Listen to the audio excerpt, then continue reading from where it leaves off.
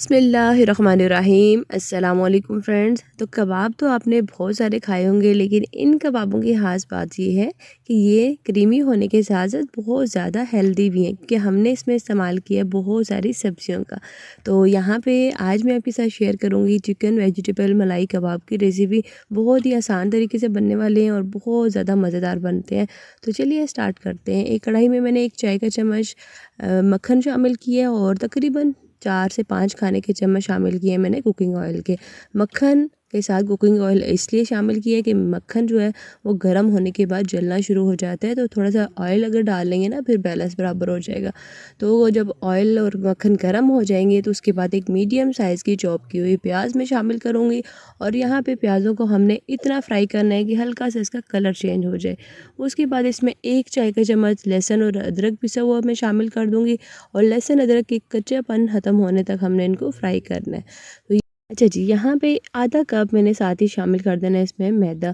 मैदा इस स्टेज पे शामिल करेंगे, थोड़ी देर तक हमने मैदे को प्याज और लहसुन अदरक तक के साथ फ्राई करना है, ताकि मैदे का जो कच्चापन है वो ख़त्म हो जाए। और चूल्हे की आंच मैंने बिल्कुल हल्की कर दी है, ताकि मैदा जो है वो जल्दी से जलने ना पाए।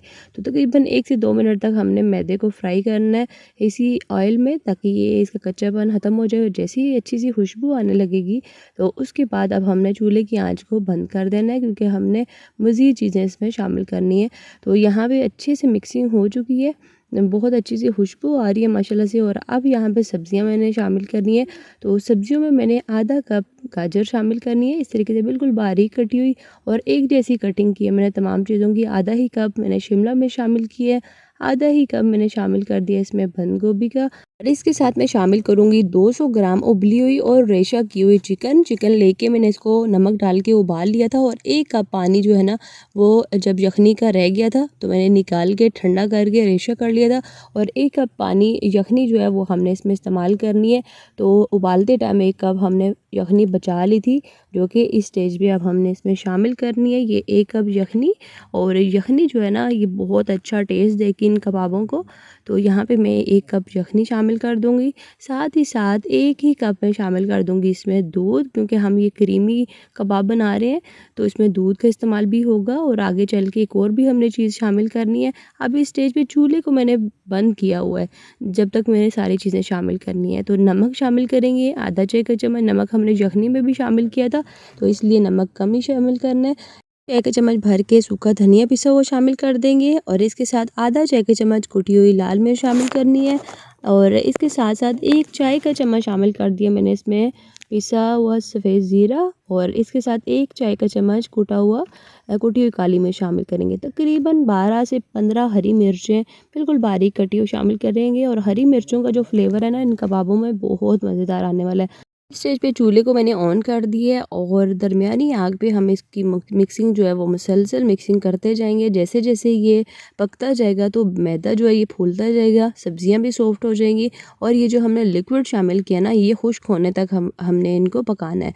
तो तकरीबन 2 से 3 मिनट लगेंगे। इसकी मिक्सिंग मुसलसल करते जाएंगे, ताकि एक तो ये चिपकने ना पाए और जो हमने मैदा शामिल किया उसकी गुठलियाँ ना बनने पाए। तो यहाँ पे इसके तैयार होने की निशानी ये है कि ये मिक्सचर जो है ये पैंदे को छोड़ देगा। तो थोड़ी ही देर में आप देखेंगे कि ये ज़बरदस्त सा मिक्सचर जो है ये तैयार हो जाएगा। यहाँ पे लिक्विड बिल्कुल ख़त्म हो चुका है इसमें। अब इस स्टेज पे इन कबाबों को क्रीमी बनाने के लिए मैंने तकरीबन 4 खाने के चम्मच क्रीम शामिल की है। आप क्रीम शामिल कर लें, या फिर इसकी जगह आप दूध की जो बालाई होती है वो भी तकरीबन 4 खाने के चम्मच शामिल कर दें। इससे हमारे जो कबाब हैं ये बहुत ही मज़ेदार और बहुत ज़्यादा क्रीमी बन के तैयार होंगे। तो यहाँ पे मिक्सिंग मुसलसल हम करते जा रहे हैं। और यहाँ पे ये देख सकते हैं जो मिक्सचर था ना इसने पेंदे को छोड़ दिया। अब मैंने इसको बाउल में एक निकाल के ठंडा कर लेना है। और जब ये ठंडा हो जाएगा उसके बाद मैं इसमें शामिल करूँगी तकरीबन 1/4 कप के करीब हरा धनिया। और साथ ही मैं यहाँ पे दिखा रही हूँ आपको ब्रेड के स्लाइसेस। मैंने 3 बड़े स्लाइस लिए हैं ब्रेड के, जिनको मैंने चॉपर में डाल के अच्छे से मैं इनके ब्रेड क्रम्स बना लेने हैं।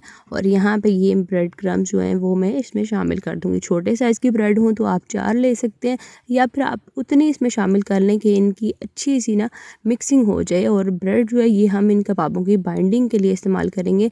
1 से 2 मिनट तक मिक्स कर लिया हमने। अब दूसरी तरफ इन कबाबों को बाहर से क्रिस्पी बनाने के लिए 2 अंडे लिए मैंने, अच्छे से इनको फेंट लिए और हाथों पे मैंने ऑयल लगा दिया ताकि मिक्सर चिपकने ना पाए। और मीडियम साइज़ के कबाब हम इस तरीके से बना लेंगे और यहाँ पे मिक्सचर को मिक्स करेंगे और गोल टिक्की की शेप देंगे। आमतौर पे जिस तरीके से कबाब बनाया जाता है मीडियम साइज़ के मैं तमाम कबाब भी इसी तरीके से बना लूँगी और मज़ेदार से ये देख सकते हैं हरा भरा सा कबाब बन चुका है। और इसी तरीके से सारे कबाब जो है मैं तैयार कर लूँगी। और यहाँ पे ये माशाल्लाह से इतने कबाब बने और अभी भी आधा मिक्सचर जो है ये बच चुका है, तो इसके भी साथ साथ हम कबाब बना लेंगे।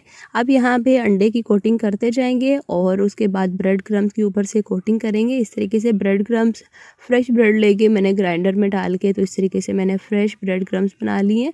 तो यहाँ पे माशाल्लाह से अच्छे से इसकी कोटिंग करनी है ताकि जब हम फ्राई करें तो बाहर से ये कबाब बहुत ज़्यादा क्रिस्पी बन के तैयार हों। यहाँ पे माशाल्लाह से सारे कबाब हमारे फ्राई होने के लिए तैयार हो चुके हैं। अब चलते हैं चूल्हे की तरफ और दूसरी तरफ फ्राइंग पैन में मैंने पहले से ऑयल जो है वो गर्म होने चढ़ा दिया है। तो गर्म ऑयल में मैं एक एक करके तमाम कबाब डालती जाऊँगी और तकरीबन 4 से 5 मिनट लगेंगे इनको फ्राई होने में। और थोड़ी देर के लिए 1 से 1.5 मिनट तक एक साइड से फ्राई होंगे, उसके बाद इनकी साइड चेंज करेंगे और मुसलसल फ्राई करते हुए उलटते पुलटते हुए प्यारा सा कलर आने तक हमने इनको फ्राई करना है। और उसके बाद हमने इनको गोल्डन ब्राउन कलर आने तक फ्राई होने के बाद इस तरीके से निकाल लेंगे और एक पेपर के ऊपर रखते जाएंगे ताकि एक्स्ट्रा ऑयल जो है इनका बाहर आ जाए। और ये देख सकते हैं ज़बरदस्त से क्रिस्पी कबाब माशाल्लाह से तैयार हुए हैं। और यहाँ पे ये ज़बरदस्त सी हमारी प्लेट जो है ये तैयार हो चुकी है चिली गार्लिक सॉस के साथ। बहुत ही मज़े के ये मलाई कबाब बन के तैयार होते हैं, बाहर से बहुत क्रिस्पी अंदर से बहुत ज़्यादा सॉफ्ट और क्रीमी। ये देख सकते हैं, खोल के मैं आपको दिखा रही हूँ। और इस ज़बरदस्त सी रेसिपी के साथ मैं आपसे इजाज़त चाहती हूँ। वीडियो को लाइक और अपने फ्रेंड्स एंड फैमिली में शेयर करना मत भूलिएगा। और चैनल पर अगर आपने फ़र्स्ट टाइम विज़िट किया है तो सब्सक्राइब किए बगैर प्लीज़ मत जाइएगा। तो मिलते हैं फिर किसी और नई मज़ेदार वीडियो के साथ, तब तक के लिए अल्लाह हाफ़िज़, फ़ी अमान अल्लाह।